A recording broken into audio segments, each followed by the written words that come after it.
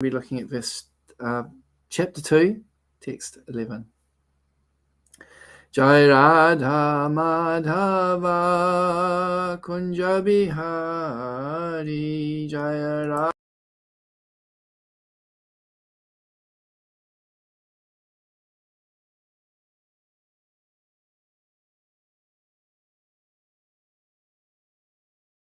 Jai Radha Madhava Kunja Bihari Gopi Jana Vallabha Girivardhari Gopi Jana Vallabha Girivardhari Yashoda Nandana Braja Jana Ranjana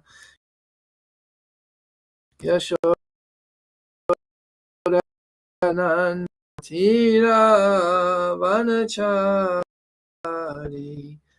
Yamuna Vanachari.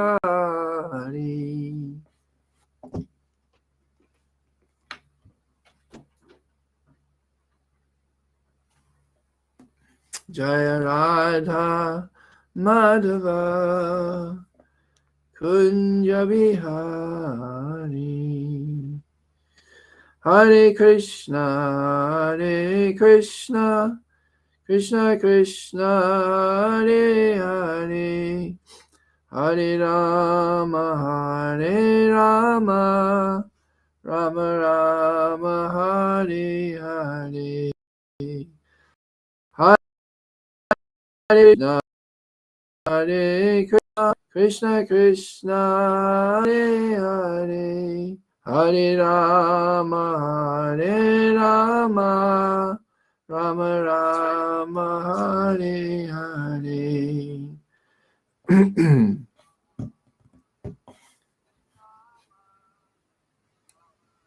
And I'm not sure if we've got a proper connection. Just let me check.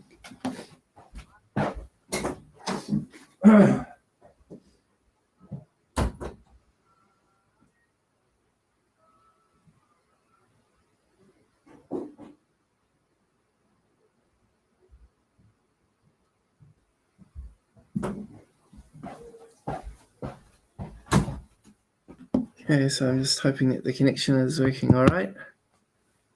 Looks like we're back online again. All right, so Bhagavad-gita, chapter 2, text 11. Om Namo Bhagavate Vasudevaya. Om Namo Bhagavate Vasudevaya. Om Namo Bhagavate Vasudevaya.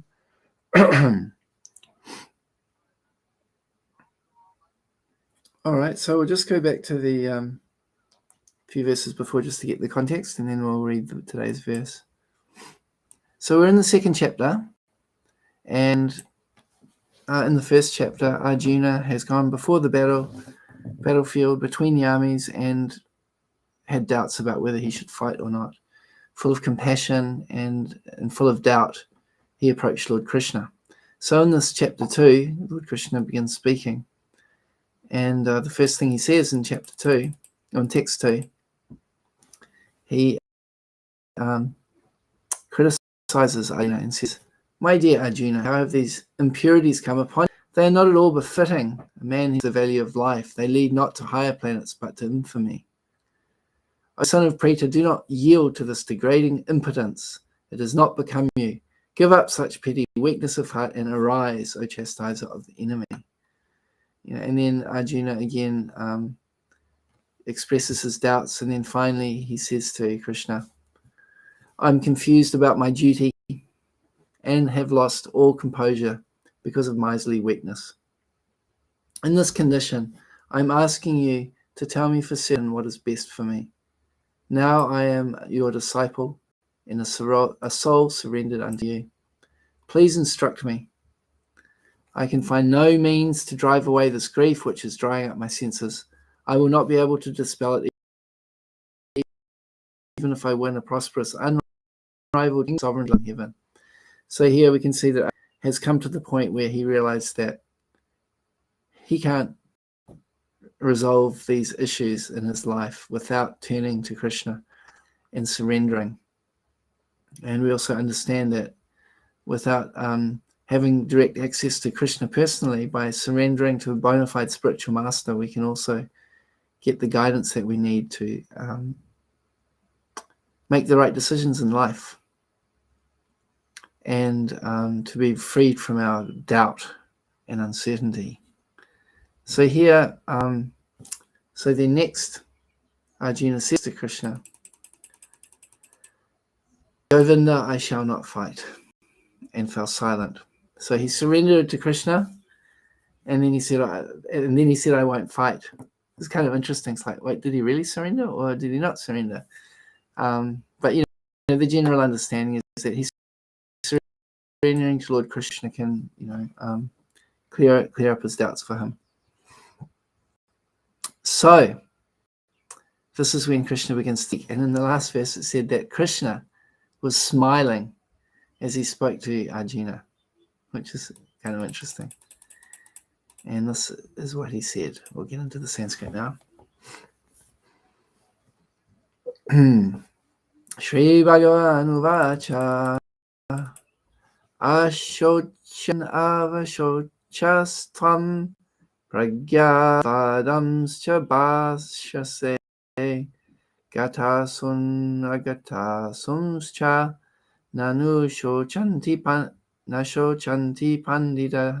Panditaha. Shri Bhagavan Uvacha Ashochan Anvashocastvam Pragyavadangscha Bhashase Gatasun Agatasungscha Nanu Shochanti Pandita. Synonyms, word by word. Shri Bhagavan Uvacha, the Supreme Personality of Godhead, said, Ashochan, not worthy of lamentation. Anvashochaha, you are lamenting. Tvam, you. Pragyavadan, learned talks. Cha, also. Bharshase, speaking. Gata, lost. Asun, life.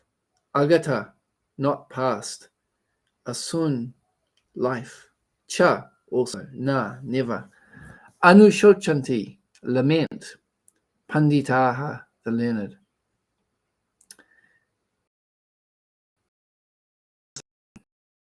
This native said, speaking learned words, you are mourning for what is not worthy of grief.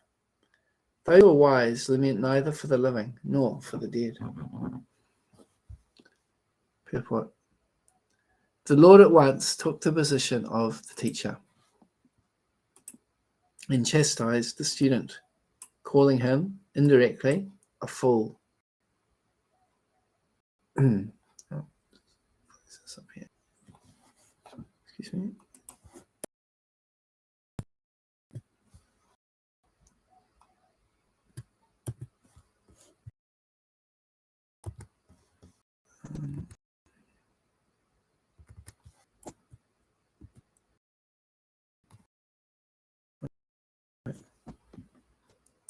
Excuse me. I'll start from the beginning again. The Lord of the teacher and calling him indirectly a fool. The Lord said, you are talking like a learned man, but you do not know that one who is learned, one who knows what is body and what is soul, does not lament for any stage of the body, neither in the living nor in the dead condition. As explained in later chapters, it will be clear that knowledge means to know matter and spirit, of both.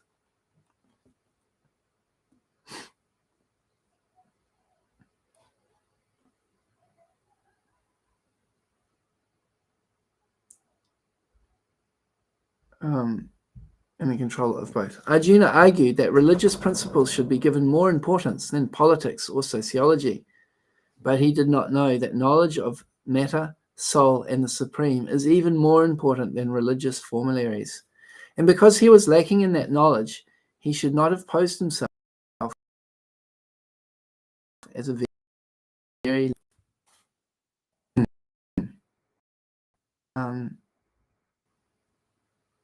as he did not happen to be a very learned, as As he did not happen to be a very learned man, he was consequently lamenting for something which was unworthy of lamentation. The body is born and is destined to be vanquished today or tomorrow. Therefore, the body is not as important as the soul.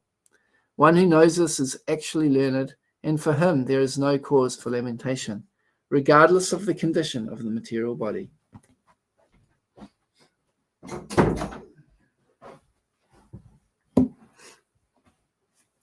Okay. Om Jnana Tamarandasya Gyananjana Shalakaya Chakshu Amalitam Jena Tasmai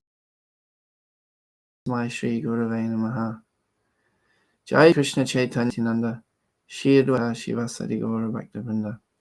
Hare Krishna, Krishna Krishna, Hare Hare, Hare Rama, Rama Rama, Hare Hare. So, in this, I'll just open up in a different way here. In this verse, first of all, we can see that Krishna is not afraid to take the position of a teacher. He's not afraid to challenge the thinking of his student Arjuna here, and he's not afraid to call him out when he's off track. Just make that a little bit bigger. Okay, that's good. So,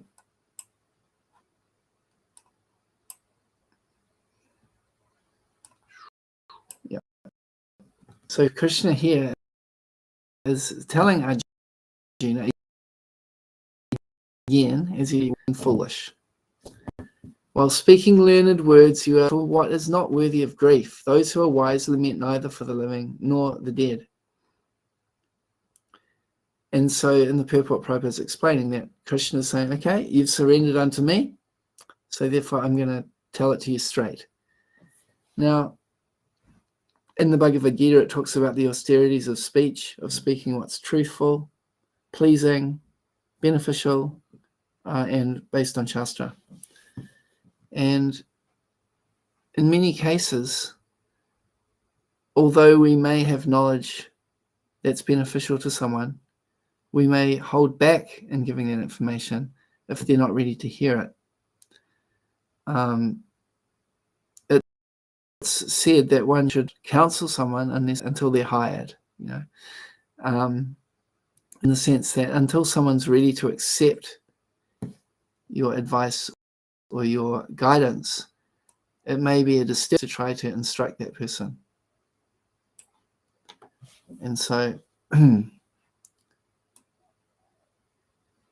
this case here, we see that Arjuna has surrendered to Lord Krishna, and therefore, trying to get this all to fit on the screen here, and therefore we can see that Krishna's said, okay, you've surrendered to me, I'll give you the advice that you want, that you're asking for.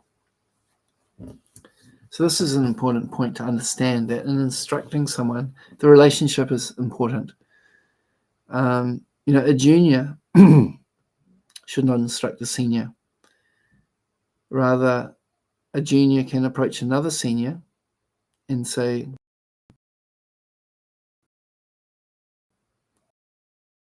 talk to that person or address this situation. There was, however, a case in Prabhupada's example where there was some conflict with one of the senior godbrothers of Prabhupada. And so when Prabhupada wanted to address something, he asked him in the form of a question. He says, is it wrong? I forget the context exactly, but it was something to the effect that, Prabhupada was trying his best to spread Krishna consciousness all around the world, and yet others were just criticizing him. And so Prabhupada said, is it wrong that someone should try to preach Krishna consciousness all over the world? Meanwhile, people are criticizing. I forget exactly. And I think it was Jayapataka Swami who shared this incident. But the point was that when asking in the form of a question, it changes the quality a little bit of directly challenging. You're a rascal, you're doing something wrong. But instead asking it in the form of a question opens it up for some discussion and thinking. Anyway, I just remember that incident vaguely and thought it was relevant in this situation. But here Krishna's straight up telling Arjuna, look, you're focusing on the wrong things here. And you might see that the title of this talk is called Politics, Dharma, and Transcendental Knowledge. And we can see in the purport that Prabhupada has specifically broken it up here, where, first of all, there's one level which is politics or sociology. And this is a level that Arjuna was arguing about at first. I mean, from the point of view of politics, Arjuna was justified in this battle because he and his brothers were the rightful heir, according to the laws and according to the basic principles of politics and sociology and so on. They were the rightful heirs to the throne, and they had gone through all the diplomatic processes in order to get the kingdom back so that the proper course of justice could be implemented. But Duryodhana didn't want to hear anything of this. He wouldn't even give. They asked, can we just have 5 villages, one for each of us Pandavas, and at least we'll have something to rule as Kshatriyas. And Duryodhana says, not even the amount of land that can fit on the tip of a pin. I'm not giving you anything. And so with this attitude, it became clear that it was going to result in war. There was no other alternative. So this is looking at it from the point of view of politics and sociology. Also, Arjuna discussed on the basis of, also on the level of sociology, when he was talking about how when the fathers are killed in battle, then there are no men to protect the women. They'll have no husbands, and their children will still be young. And therefore, what will happen is there'll become corruption in society when the society is not structured properly, and the women are not protected. Then it leads to unwanted progeny. And this is also another political level and social understanding, that the results of our actions can have an effect on the whole of in a middle point of view. And we can see that this prediction that was given, that when women are not protected, it causes chaos in society. And we can see, for example, there's a debate currently, talking about abortion, that women should have a right to have an abortion. But really what's going on here is that women are being exploited by men who are not taking responsibility to care for those women. The Varnashram system has been, taken apart, and therefore it's caused havoc in society. There's so many women without husbands. Children are growing up without fathers. This is particularly an issue in the black community in America, that so many of the black men are growing up without fathers, and without the guidance of fathers, it's a common problem that the crime rate increases and so many other issues happen in life, and it perpetuates this irresponsible cycle of chaos in society. And not just for black people, but also anybody that's where the society is lacking in fathers. The young men that are growing up, they don't have role models in how to live properly. So anyway, this is one of the arguments on the level of politics. And, we can see it's important. Prabhupada spoke about these subjects. He spoke about the importance of establishing Varnashram. And that means protecting people who are innocent, and providing the situation where everybody can thrive properly.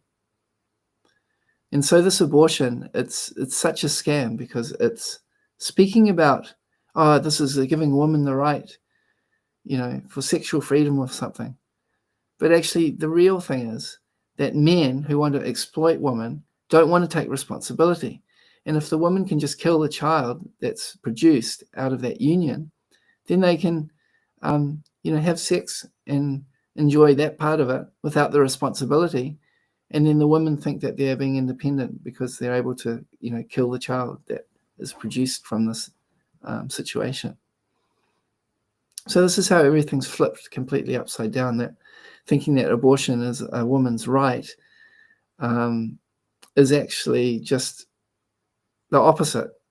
This is the way that women become completely enslaved, and how women are left unprotected. Because in traditional society, if a woman gets pregnant, then whoever got her pregnant has to marry her and take responsibility, and therefore she is cared for and looked after.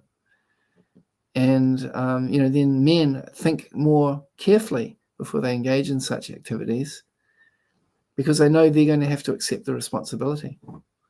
And now when you have these convenient solutions where the man can get a woman pregnant and doesn't have to have any responsibility, then it leaves the woman without protection. And then the children that grow up in that situation are left, what to speak of the children that are actually killed, but the ones who actually grow up in that kind of culture have a lot of insecurity because they don't have fathers and they don't have protection.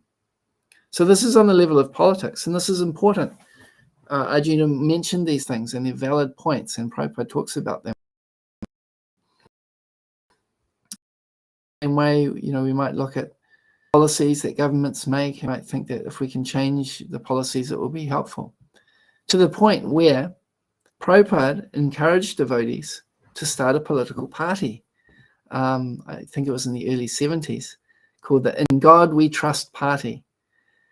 Because, in America on the money, it says, In God We Trust, which is a very interesting thing to put on money. And exactly what they meant by that, we're not exactly sure.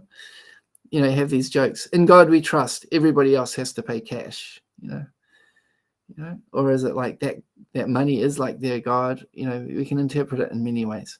In any case, Prabhupada took that name, and I forget the name of the devotee, but there was one particular devotee who took up this role of a politician, and he stood as a he stood for local government. I forget at what level it was. Maybe he wanted to be the mayor of a town or something. And Prabhupada's intention was that, okay, if we can get devotees into the government, then those devotees can have an influence in the laws, so that the laws are more in alignment with Dharma, just like we've been speaking about abortion. We could talk about cow killing. In India, that's still a possibility that they can pass laws to protect the cow. Of course, in other countries, that's a long way off. But at least there's certain areas that the devotees can influence the government. And in particular, Prabhupada wanted to bring in the chanting of Hare Krishna as something that the politicians in the country should do.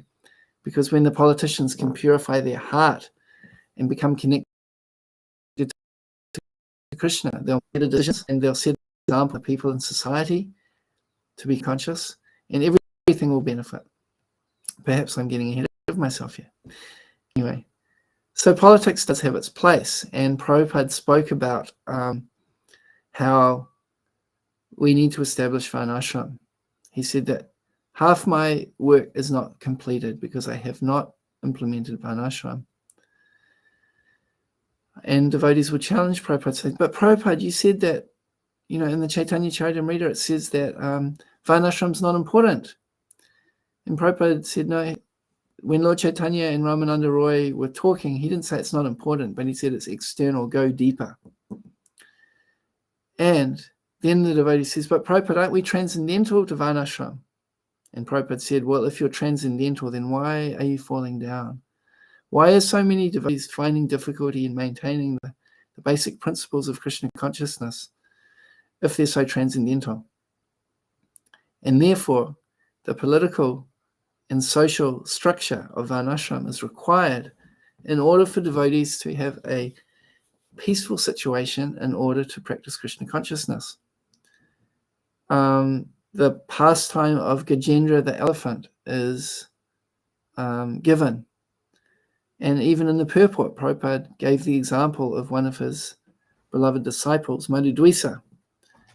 Madhudvisa was a wonderful kirtan leader and an inspiring devotee who took sannyas. But unfortunately, he wasn't able to maintain that, and he got married. And he felt very embarrassed. And the devotees had sent messages through the fax machines, or what do they call it, telex machine, or something like that. And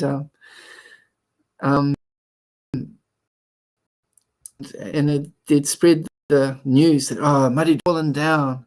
And Prabhupada was very upset. And he said that, why have you done this and spread this news? It's not a great thing to be broadcast about this person having difficulties like this. You've made it impossible for him to come back. Thankfully, due to Madhudvisa's humility and Prabhupada's mercy, he was able to come back and to continue his service, right up to the end of his life. And so, he passed away a few years back, maybe almost 10 years ago now. Doesn't time fly? But the point was that, yes, Prabhupada said in this purport, in the pastime of Gajendra the elephant and the crocodile, he specifically mentioned this Madhudvisa. And he said that just as an elephant is particularly strong on land, but when in the water, the crocodile is in his natural element, then naturally the crocodile will be stronger than the elephant. If the crocodile was on the land with the elephant, perhaps the elephant would be in a superior position. But when the elephant is in the water, then the crocodile is naturally stronger because that's his natural environment compared to the elephant. And so Prabhupada in the purport was saying that we need to find the situation where we are naturally strong. And then we can, we can be in a position of strength to fight. And Prabhupada is talking like this, that Krishna consciousness is like declaring war on Maya. And we need to put ourselves in a situation where we can be strong, and when we're in a position where we have a good, therefore I've mentioned many times recently about how Prabhupada was really encouraging devotees to live in the countryside, away from all the modern technology and the issues that come along with it. And he predicted that in the future, the cities would become hellish places where people wouldn't have food, where the pet dogs would be roaming the streets looking for people to eat or anything to eat. And Prabhupada spoke about wars and things like this. And he said that even if there's wars in the country, the effect of the war will not be felt as much. And we can see in Ukraine, this has been the situation, that devotees that lived in the cities, they had to, bunker down and take the deities into the basement, or they had to try to run away to another country or to the countryside for shelter. But the devotees who were already living in the country, their situation was much more secure. So we're seeing right in front of our eyes that these things that Prabhupada predicted, are happening, these wars, and that those who are in the country, are in a better position. So these are like political and social arrangements that are important because it provides a situation where we can be peaceful and have a better chance of practicing Krishna consciousness without unnecessary disturbances. So Janava Mata has a comment. Let me see if I can share this up on the screen here. So she's saying that maybe you should run for local body elections. I'm sure you would be a perfect candidate. Not sure if that's true, but I thank you for your vote of confidence there. And at some point, devotees do need to get involved in these different levels. We've been attending some classes by a lady in New Zealand called Nicole Foss, and she's been studying history and the way that things are headed. And as Prabhupada was saying, that the financial system will be finished, and the motor car civilization will be finished. She gave one class on each of those topics, actually. And then her third class was talking about what we can do practically. And it's in very much alignment with what Prabhupada was teaching, that we need to grow our own food, and, so that if there are food shortages, at least we have something to eat. And then she was expanding from there that we should also get to know our neighbors and become, build up these networks with those that are around us. And this is actually a wonderful way to preach Krishna consciousness as well. I may have mentioned it last week, I forget.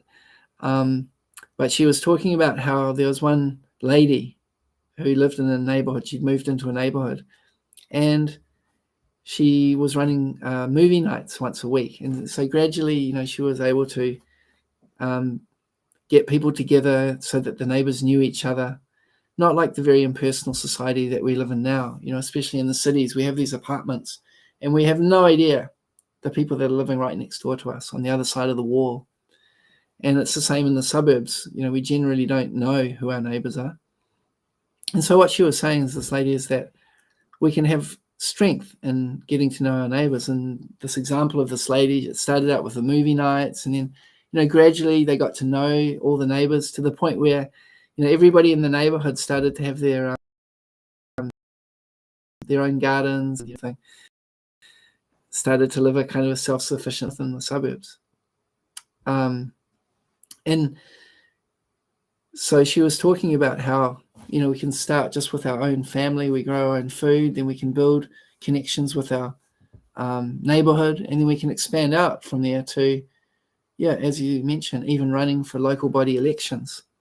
I believe that the most recent talk was on that subject. I'm waiting to hear the replay. It'd be interesting to observe. But I think this is something that devotees can consider. I'm starting from the outside and working back in, but we'll get back to the core spiritual principles. But in terms of Krishna consciousness, there are different models about how we can, reestablish Varnashram. And consciousness as, a fundamental part of society. So one way to do that is that we go off in a small group of very committed, very strict devotees who follow, all the rules and regulations as strictly as possible. And we try to develop a very pure example in the countryside. And then we hope that it will attract others who are, also attracted to this purity. And in due course of time, there may be others who are not quite up to the same standard, but who, can sort of support that institution or that, kind of like farming community or whatever. Another model is that we just go into a community that exists and have our influence. And I've been thinking about how, the Mormons and the other Christians, when they came into the islands, they didn't come in and sort of isolate themselves, have a strict standard, and only allow people that follow all their rules and regulations. No, they took the opposite approach, where they actually integrated into society and they became friends with all the people there. But they came with the mood of service. They'd start churches and invite people to come to the church, and they would, they would help the people. They'll feed the people. They'll maybe provide doctors, and they'll help people with their needs in society, and then offer the opportunity for them to come to their church. And so through this mood of service, it was attracting the people until the whole community became Christian. So this is just kind of like looking at another way of sharing Krishna consciousness, that, both methods are valid and can be applied, but I just thought how, there's different approaches. And we experienced down in the Freedom Village in Wellington how a whole bunch of people got together And when the devotees there took the mood of, we are part of your community, we are all in this together, and this is what we have to offer. We will be chanting Hare Krishna, and we will be offering prasadam to people. And anybody who wants to come to us to learn about Krishna consciousness, we are here to teach them how to chant and, to understand the philosophy of Krishna consciousness. So it was a mood of service, and it was appreciated by the people in that community, that we weren't there trying to change anybody as such. We weren't going around telling everyone, you're eating meat, you shouldn't be doing that. No, we were offering a positive alternative, and, offering some leadership in the community through the spiritual service that we're able to offer. So Janavamata, you're asking what was the name of that woman? I'll just here if I can remember. Nicole, or I can't remember which one it is. I'll just put it in here. And what I'll do is I'll give you a link to the series as well. In fact, I might have shared it in the previous class that I gave. It won't take me too long to find it. So let's have a look here. Yeah, it's on the Voices for Freedom website, and they've been running this series recently. So let me just quickly find it for you. Ready, set, prep. There we go. I found the link, and I'll copy it over. So this is, in New Zealand. However, it's very relevant for anyone in any country, because what's happening in New Zealand is happening the world round. So I've just put the link there now. If you're interested, I think you'll see the relevance to Prabhupada's teachings and, his approach also. So another comment by Janavamata. Thank you for this interaction. I love this interaction. It's much better than just talking to myself. If anyone else would like to add anything, or even just, say Hare Krishna so that I know who I'm talking to, it can be really helpful. So at least we should be in constant communication with the politicians, sharing our views and solutions. So Janavamata sent the book Divine Nature and Higher Taste out to all the MPs and mayors in New Zealand in 1996 and got an amazing response. Yeah, I think this is right. Just like we were saying at the Freedom Village, when we come in with the spirit of offering some solutions and offering some positive alternatives, I think that people will surely appreciate it.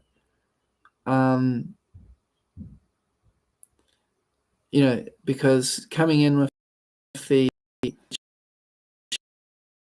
Prabhupada did point, this is basically the nature of politicians, but coming out with that attitude when we're dealing with people personally may not always be the most beneficial approach.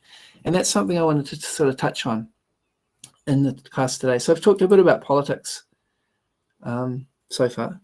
So let's go to another level. Politics is kind of like, I would say, the top level. Oh, thank you, Howard, for your comment. It's nice to know that you're here again. Hare Krishna. And Janavamata, thank you. So, yeah, so politics is kind of like a more superficial level, I could say. We're looking at the practical side of things, let's just say. The more obvious and external kind of elements. Now, in this particular, Prabhupada's making a distinction here that Arjuna argued that religious principles are more important than politics or sociology.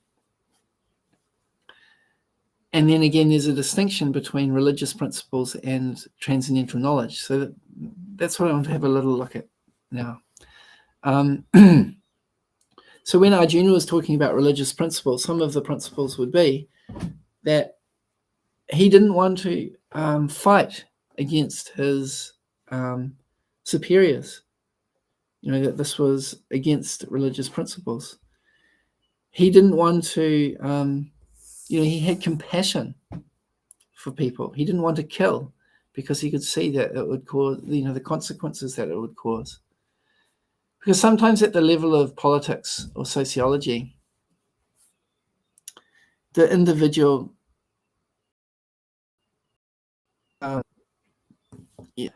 basically may be somewhat sacrificed for the benefit of the whole society. This is somewhat of the idea of the political left, and this is what Mussolini was talking about in his fascism, that the whole society is more important than just one individual. And there's a certain amount of truth to that in order to do the best for everybody, like you can never kind of find a solution that's perfect for everybody. There'll be individuals that don't quite fit in with the way things have been organized. And so therefore, it feels to me that on this level of religious principles, that sometimes, even though technically or politically there might be a solution which seems the best, when we come to the personal level, we adapt.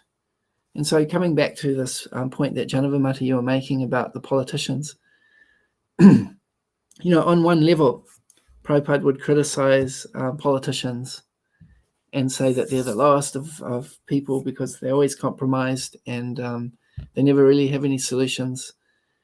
He would also speak about, unpopular topics.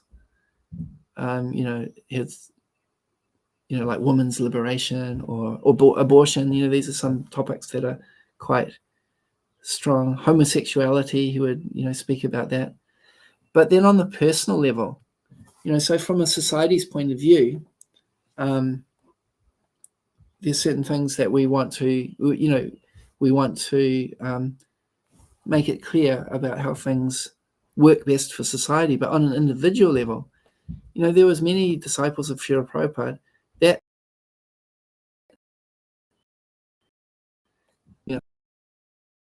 had that nature. Strongly about it as a principle, when it came to talking to the individual, Prabhupada was very compassionate and he cared about the individual. And so I think this is a distinction, and this is really just my kind of thinking on this subject, because I've noticed in this purport, and Birijan Prabhu in his Surrender Unto Me, he mentions the same point, that there's these three levels of understanding here, which is, the way he puts it, is Rajniti, which is like politics, Dharma, which is like religious principles, and then beyond that is the pure spiritual, transcendental understanding. So I'm trying to understand these three things. And so this is one. Politics and sociology are like principles that are a best fit for most people, but not everyone is going to fit in with the sort of standard program. And there'll be situations where we need to be a little flexible and understand more deeply and be more personal about people's individual situations. And so, getting back to the politicians here, we may criticize certain policies or things like that of politicians, but if we can actually develop personal relationships with the politicians, and we can help them to, have a different perspective on things and offer service in that way, in a very personal way, then it becomes a totally different situation. I'll give another example. At Nurturing Soul, which I visited maybe a month or so back with my son. He's a dairy farmer, and now he's converted this farm into like a retreat center, Hare Krishna temple. And his neighbor is still a full-on dairy farmer. And when we talk about dairy farmers, we're talking about people that kill cows. Although the idea is, getting the milk, from the cow. We also know in commercial dairy, there's a lot of killing. The boy calves, bobby calves that are born, because they don't produce milk, they send them off to the slaughterhouse and so on. And so, and I might have mentioned this as well, I kind of repeat myself a little bit, so excuse me if you've heard these things before. But this neighbor, who's a dairy farmer, he's had a relationship with James, who has the Nurturing Soul. That's his farm. They've had a relationship for a long time. And the devotees that have come to Nurturing Soul, they're also developing a relationship with this person. So on one level, we could say, oh, why are you killing the cows? It's the most sinful thing. And by doing that, on a personal level, this person will probably not change, but he'll be inimical to the devotees. So instead, what the devotees have done is that they've invited this dairy farmer to come to their property, and they feed him. He participates in the kirtan, and he's starting to appreciate Krishna consciousness. He's donated a cow, for the devotees to care for. He's given some talks about, his realizations about, being a father when there was a men's retreat there. And the devotees appreciated that. So even as someone who may be doing something that we consider to be very sinful, such as killing cows, the solution, and Prabhupada actually said it, very, very interesting. It reminds me of something if you want to go to the extreme. Now, I can't remember where I heard this from. I think it was Rupa Nuga Prabhu might have shared this. I don't know if it's in the Veda base, but it said that Prabhupada had spoken about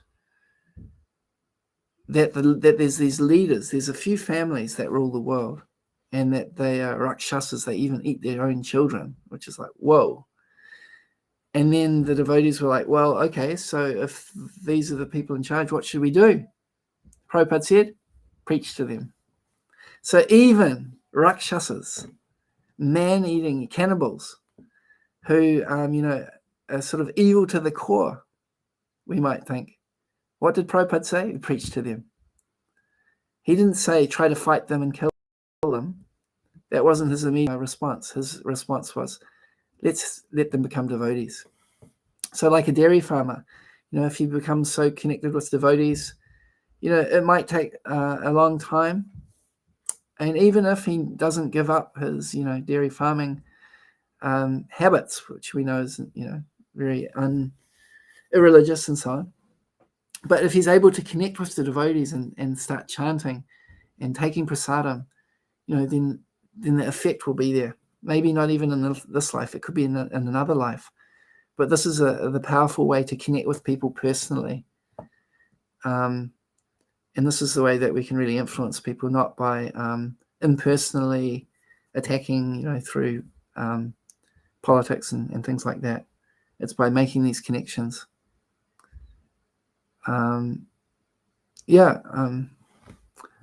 Recently, through my mother, I've been introduced to someone who's involved in some of the social development aspect of the government. So that'll be interesting to develop that relationship. From what I've experienced, these people are very nice people with a good heart. So hopefully I can share some aspects of Krishna consciousness that they might be able to implement for the positive good. So time is ticking away, but we've talked a bit about politics, and then my understanding of religious principles is not so much about rules and regulations, but more about the principles of, for example, compassion, honesty, austerity, simplicity, these types of things, and applying those according to the situation, and being more personal than just, okay, we're entitled to the kingdom, therefore we will kill anybody in the way. This is the grossest level of politics, where we're just out to get what we, feel we deserve, or even if it's according to the rules and regulations.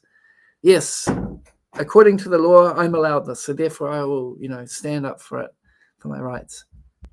The religious principles is like Arjuna, considering the consequences of the actions that we take and how people might suffer, and having that compassion and having that broader vision of how things can go. But even that, Krishna didn't accept. Well, it's not that he didn't accept it, but he said again that, no, this is not the highest understanding. You're speaking on a lower level of understanding. And this is the point that is emphasized here. This is the next series of verses. Krishna, the most important principles that You are not the body, you're the soul. And, just like in politics and sociology, there may be different roles for different classes of people. And even in Varnashram, between men and women, there's different traditional roles. But beyond all of that,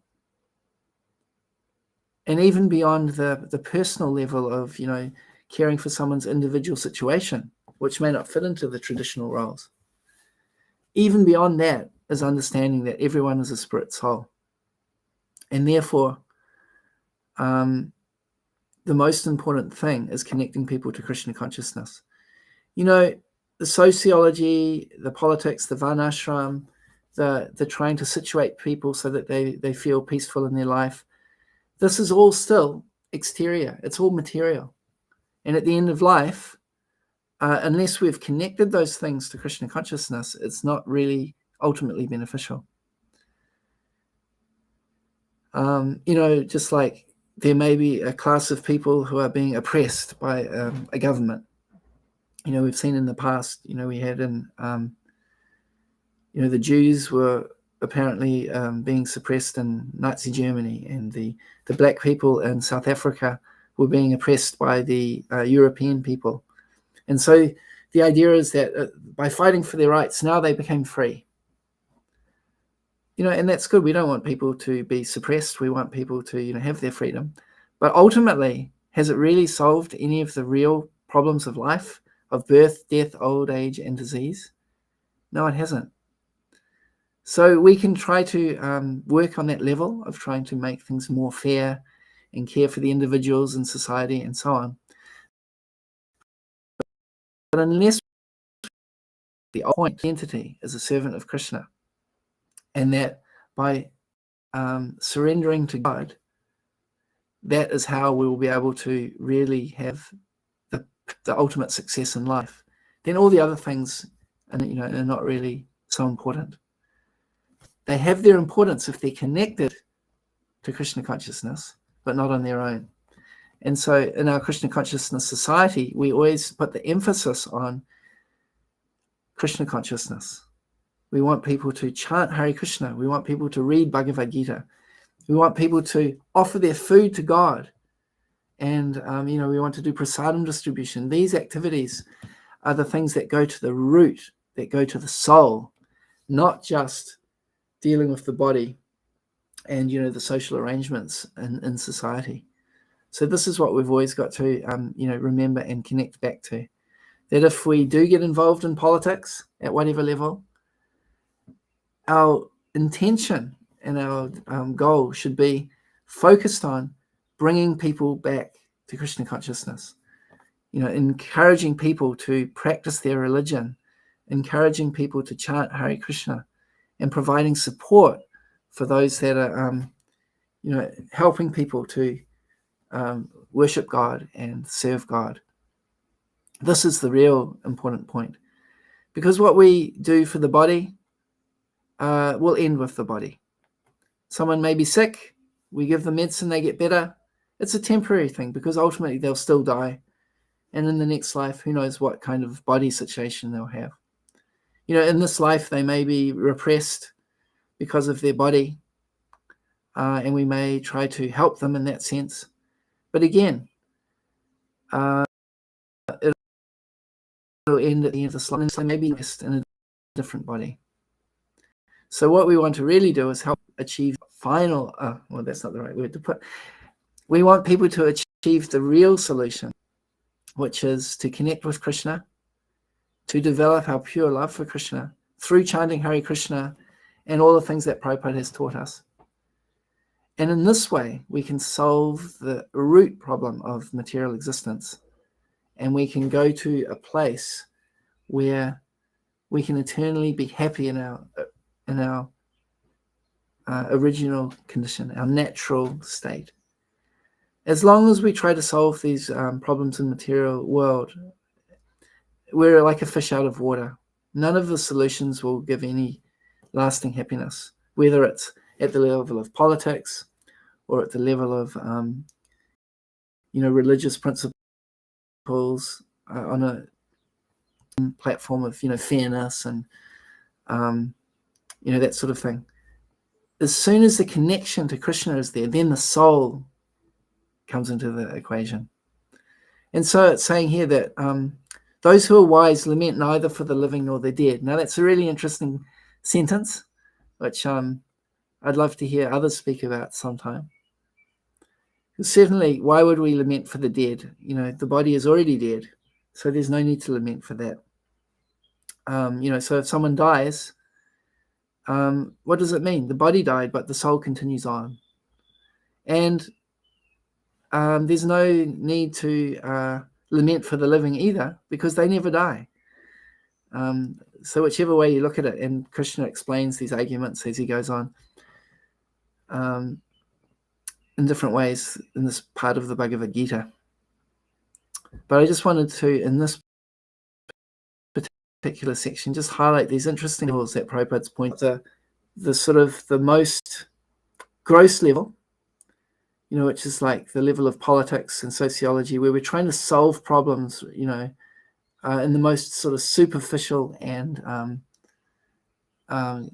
practical, we can say, that people might say, level. And then beyond that is the religious principles. And one thing I didn't mention, of course, is that when we live according to religious principles, it produces good karma. And then that good karma helps to solve some of the other problems on the political or sociological level. So, the most sort of materialistic way of looking at things is, oh, we don't have enough food, we need to dig more. And then on a religious level, there's the idea that if we offer and sacrifice to the demigods, or even Krishna, then we will have abundant rain and we'll have we'll have opulence in our food supply. So instead of trying to grossly directly approach the problem, we realize that there's higher authorities who have an influence on what's happening, demigods and the Supreme Personality of Godhead. And so religiosity is on that level. And then ultimately, when we understand that our real goal of life is to connect with Krishna and serve him, it solves all of the other problems in life. And at the time of death, we can continue on in our spiritual journey, and we haven't lost anything. Whereas all the other types of solutions, they really don't continue on after death. So there's a nice comment here. I'll just first of all share this from Liv, who's here again. Thank you. Thank you for giving to you on loudspeaker so our whole house get to hear. We appreciate you sharing your knowledge. Well, that's wonderful, and I'm happy that I can keep that connection with your wonderful family, who we've known for many, many years. And I'm happy to hear that everybody's able to listen as well. And then Janava Mata has got another comment here. There's a difference between grieving and lamenting. Grief is a symptom of love, and lamentation is a symptom of attachment. Wow, that's such an amazing statement. Well, an amazing point you've made there. Because I knew that there was a distinction, but the way that you've put it in words here is wonderful. I really like that. This Thursday, it's the disappearance day of my spiritual master, His Divine Grace Bhakti Charu Swami. And so when he left his body, there was incredible grief, because we've lost the association of, someone who we love. As you say, it's a symptom of love. And there's a difference between that type of grief, that it intensifies the loving feeling in a way, and we're hankering for that opportunity to associate again, in the spiritual realm. Whereas lamentation is a symptom of attachment. Yeah, it's interesting.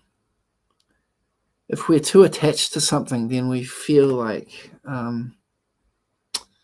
it's an interesting way of putting it. A symptom of attachment. Yeah, I mean, I know with the feeling with my spiritual master, I felt grief because I'd lost his association, but I also felt a wonderful, I felt in the sense that my spiritual master has gone on from the spiritual world to be with Prabhupada, in whatever form Prabhupada wants him to go. And, it's a great victory to see, a great devotee who's been so dedicated to his spiritual master, Krishna, to have that success in life. And even though his passing away was not the most auspicious passing away that we would all wish for, we all wish that we would be like Prabhupada, surrounded by so many devotees praying and chanting for us, physically there. Apparently, Bhakti Charu Swami was in hospital in isolation. And actually, he had spoken previously about this, not long before he went there. He said, we all think that we're going to leave our body like Prabhupada, we're surrounded by devotees. But what if you're in a hospital by yourself? That's exactly what happened to him. And he said, but I will not be alone because Prabhupada is always with me. And not only that, in his case, that devotees all around the world, although not physically present with him in the hospital, they were all meditating and praying for his well-being and chanting Hare Krishna with the best intentions for him in their heart. And so that's even more powerful than being surrounded, physically, is that you've got people all over this planet, all over this earth, all over the face of the earth, praying for us and wishing for our benefit. And lamentation is a symptom of attachment. I need to think about this a little more. But the idea is that when we just don't want to give up something, and then it's taken away, it's like ripped away from us, then it's a very painful experience, which is has a different quality to this grief that you're talking about. Interesting words, and I'll meditate on that over the next couple of days. And I can understand the intent of these words, although it's hard for me to express it. Yeah, thanks for that comment. Very interesting and helpful. Okay, what else have we got here? Another comment. Srila Prabhupada has given solutions to all problems. Krishna consciousness is the positive alternative. Simple living, high thinking. Chant Hare Krishna and be happy. It's so sublime and we're so very fortunate. 100%, 108%. And I think, just simple living is simply boring, was one article in Back to Godhead one time. But when you can connect that simple living to making, having a very simple life focused on chanting Hare Krishna, sharing Krishna consciousness, then that's the secret to a wonderful life and a perfect life. Material attachment to the body, not spiritual attachment to the soul. Yeah, so this is also a difference, as you're talking about, in terms of the spiritual grief compared to material attachment. If we're attached to the body, then, when the body goes away, then we feel a real loss. We feel, it's a great anxiety.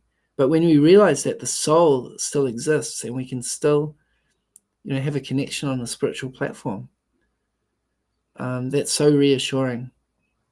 And this is how we really want to see things. As Prabhupada gave, the extreme example, even Rakshasas who eat their own children, we should preach to them because they are also spirit souls that are pure in their heart, ultimately, but they're just covered by this material modes of nature. They're acting in a particular role according to the modes of, that's going to happen at this time. So even them, we should have compassion ultimately for them. When people are doing very harmful things to us or to other people, it can lead to feelings of anger for sure. And Arjuna used those anger principles in his role as a Kshatriya to fight. But ultimately, everybody is a spirit soul. And this is the compassion that we ultimately need to develop, that we want everybody to become connected to Krishna. And even if they're doing, very bad things, we should still have the feeling, just like Jesus Christ. He summarized it very nicely when he said, "Forgive them, Father, they do not know what they do."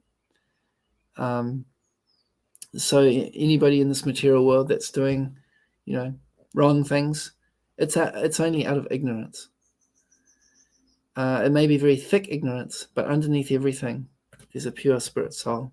And that is the person that we want to try to connect with and help to wake up and come back to Krishna through chanting Hare Krishna, taking prasadam, and the sublime and simple process. So I'll end there. Thank you very much for the comments, Janavamata, Bev, and Howard. And if anyone else would like to add any comments, please feel free, because I do go and check the comments afterwards. And I can, we can continue the conversation in typing.